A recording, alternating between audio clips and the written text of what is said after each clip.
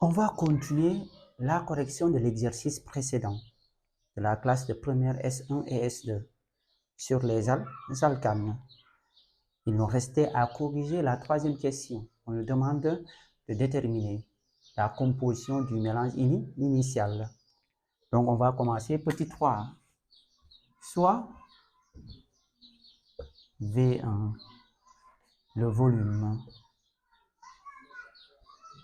de méthane,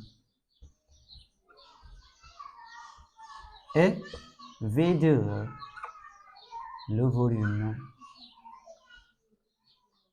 d'éthylène. La première relation, la somme des deux volumes V1 plus V2 égale à 30 cm3. Maintenant, on va essayer de faire le bilan volumique. Ici, on a V1, c'est le méthane. Ici, on a 2V, V1. Et là, on a V, V1. Et là, on a 2V, V1. Parce que les volumes, c'est dans les mêmes conditions. Donc ici, on a V, V2. Et là, on a 3V, V2. Et là, on a 2V, V2. Là, on a plus du moins. On a ici 2V2.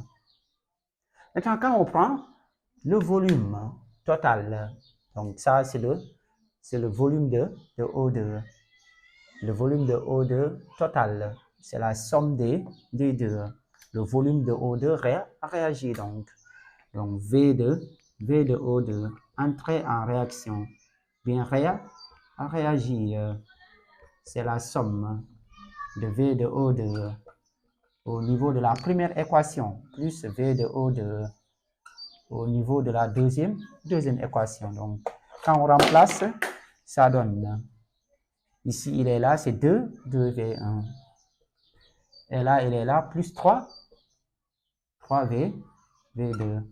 Et là, on avait la valeur, c'est 66.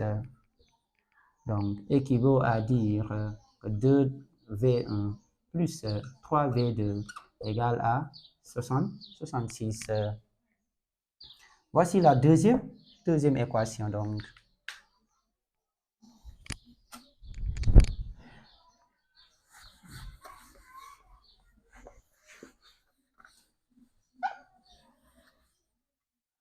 et on va prendre le volume de dioxygène formé, donc V de CO2.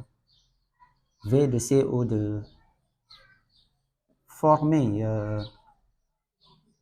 égale à V de CO2 de la première équation plus V de CO2 de la deuxième équation. Donc, quand on regarde, ça fait, là, pour la première équation, c'est V1 en fonction de V1 plus 2V, 2V2. Et là, on avait trouvé égal à 30, on avait trouvé, donc 36, donc c'était 36 cm3. Donc, on fait la somme. Donc, l'autre équation, je commence à écrire, on a V1 plus V2, 2V2 égale à 36. Voici la troisième équation. Donc, on va prendre la deuxième et la troisième équation qu'on va écrire sous forme de système. Donc, V1 plus 2V2 égale à 36.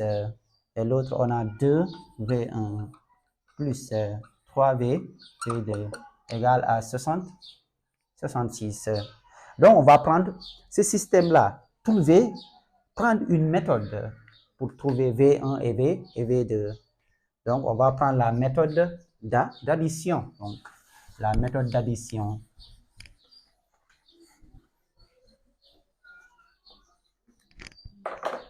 La méthode d'addition, donc je multiplie là par moins 2. Donc, je vais multiplier là par moins 2 pour éliminer ce qu'on appelle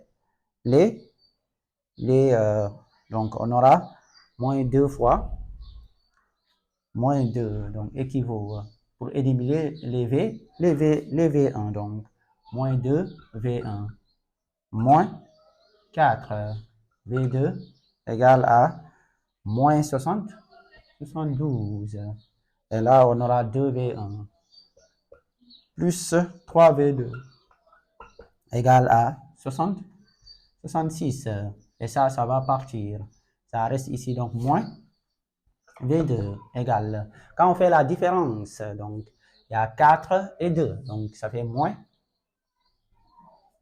6. Donc équivaut à dire que V2 égale à 6 cm3.